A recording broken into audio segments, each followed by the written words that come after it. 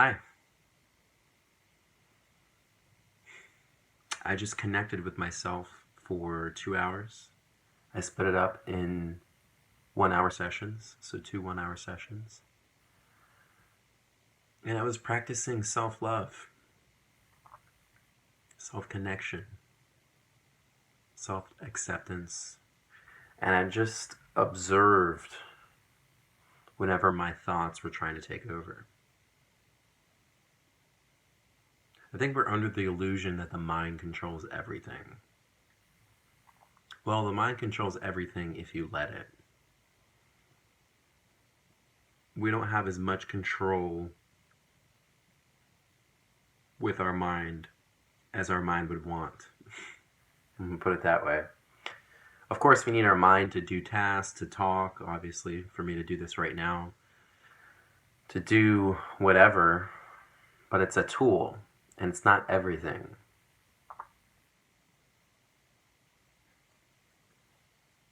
And look, I needed my mind to do that, to even these out. But you know what? Let's be uncomfortable today. Yeah, my mind just did that. It's like, oh, we need to have balance, we need to have order, otherwise it's going to be stressful, it's going to be annoying, it's going to mean that I'm out of control or something. Something ticked to my mind where I had to balance that out just now. I didn't plan this. I'm in being in the moment with you because I just practiced being in the moment for 2 hours. I'm not in my mind right now. I am just letting the words flow out of me at this very moment because all I am is the moment, and I'm responding to that, and I'm allowing that to happen.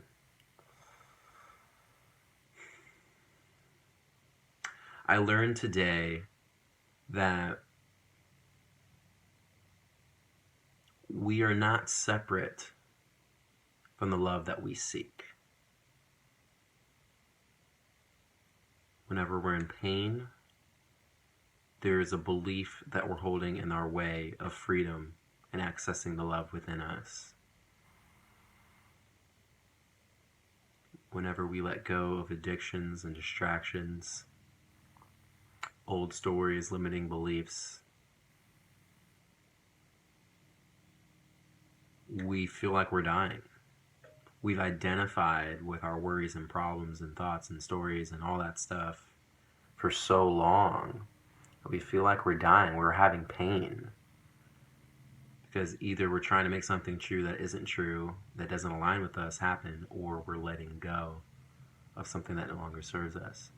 When we truly connect to ourselves, which should be the number one priority over anything, including external goals, which we think are everything, but when we make the number one priority connecting to ourselves, we have no choice but to let go of the things that don't serve us anymore. And a lot of it, most of it, is within our minds.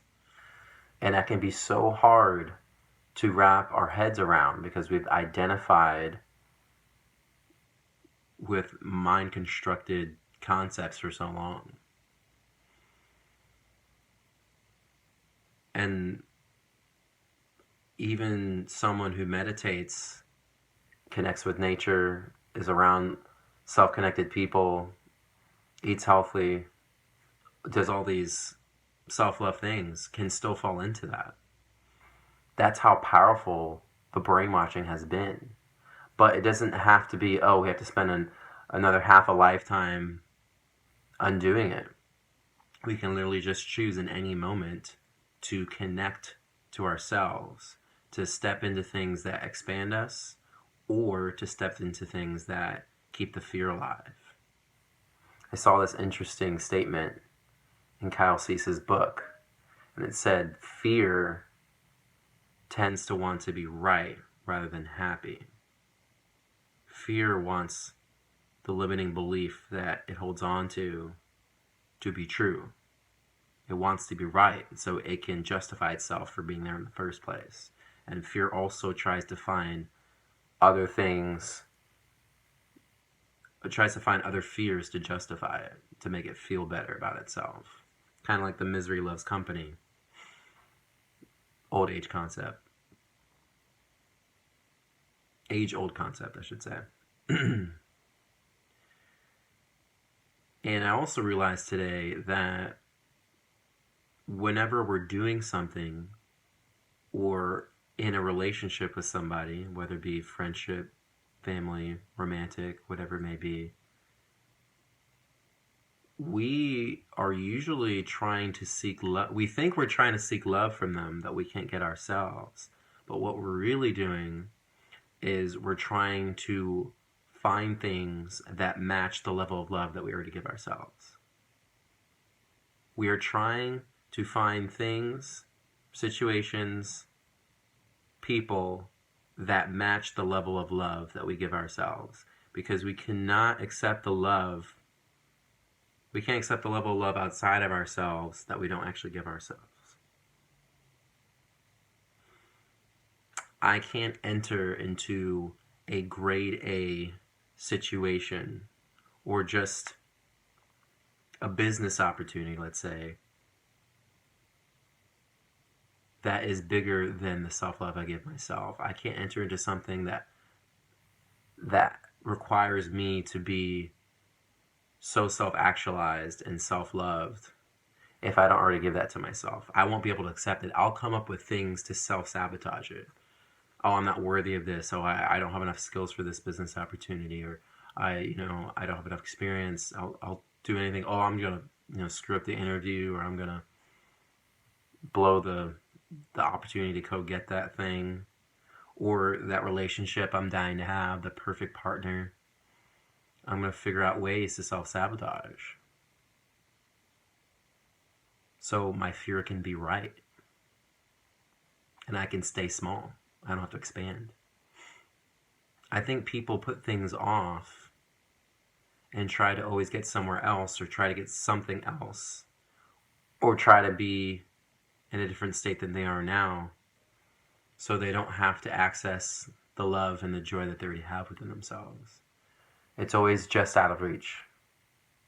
Because it's just always out of reach, you can stay in that zone, that lack that your mind has created for yourself.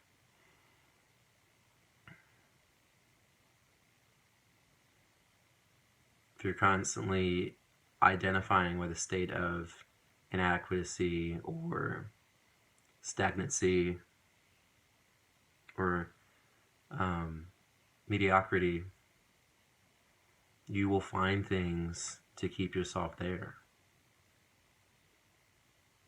That is, if you don't take time to connect yourself. Because if you take time to connect yourself, if you took the 2 hours and 15 minutes average a day for a person to spend on social media a day, if you took 2 hours of that, 2 hours and 15 minutes, so you're still leaving yourself 15 minutes of social media. If you took 2 hours of that 2 hours and 15 minutes to spend with your eyes closed, connecting to yourself, loving yourself, and watching all these thoughts that run you day in, day out for years on end, if you spent time doing that, you would be more self-aware and just come back to the realization that you are pure love.